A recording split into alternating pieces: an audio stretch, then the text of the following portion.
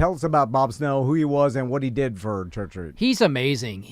So he started the one in Pensacola. He had a Porsche Roadster and an antique gun collection. He sold that to cobble together enough money to turn this old tobacco warehouse into Rosie O'Grady's out there. It started to grow, became the Seville Quarter, which is the Pensacola equivalent of Church Street.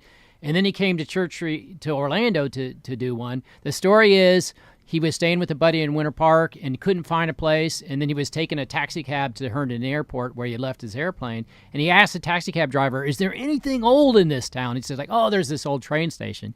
And he took him to the train station, the depot that we love, and said, keep the meter running. I'm going to walk around. And so at that point, it was Goodwill, pawn shops, manpower. It was not the best neighborhood. So this is like 1971, 72.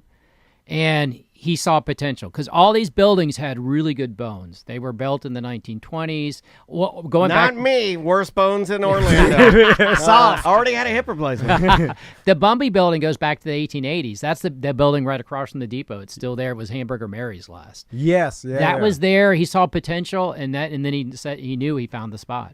And then that's when he started building.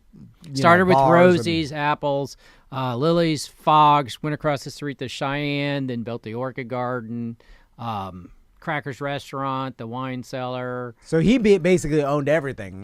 He had partners at different times. The guy was he took a lot of financial risk. I admire him so much for that.